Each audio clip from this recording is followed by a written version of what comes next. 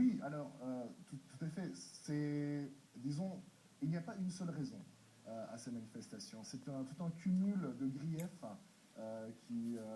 voilà, tous ces griefs qui sont accumulés pendant ces 10 dernières années. Et je pense que la liste est longue et qu'elle est très différente de personne à personne.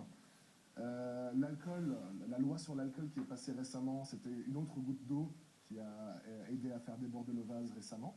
Et c'est vrai que beaucoup de manifestants avaient des bouteilles de bière dans la main, qu'ils levaient ces bouteilles à la santé du Premier ministre. Donc ça faisait partie des provocations qui faisaient partie des provocations pacifiques de la manifestation, avant que les événements débordent hier soir. Juste à cela, mais vraiment, en deux mots vraiment, est-ce qu'on entend parler ici peut-être d'un début d'un nouveau printemps turc, comme on a pu le voir dans d'autres pays? Est-ce que vous y croyez ou pas du tout?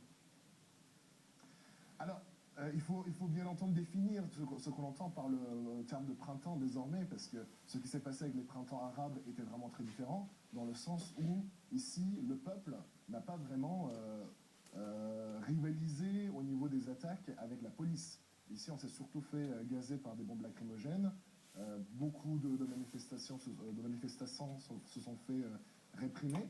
Il y a eu effectivement des résistances hier, des barricades et quelques collisions, bien sûr, des conflits, mais je ne sais pas si ça va prendre l'amplitude des batailles rangées qu'il y a eu dans les printemps arabes. Mais alors, est-ce que ce serait une autre forme de printemps à la turque? Bonne question. Est-ce que ça va continuer à s'amplifier, ce mouvement? C'est ce que nous nous demandons tous. Ce n'est pas impossible, mais je ne pense pas que ce soit exactement pareil. Merci beaucoup en tout cas, Salam Evrim. Merci d'avoir accepté de répondre à nos questions ce matin en direct depuis Istanbul. On va y revenir dans un instant, puisque Laurent Fabius, le patron du Quai d'Orsay, sera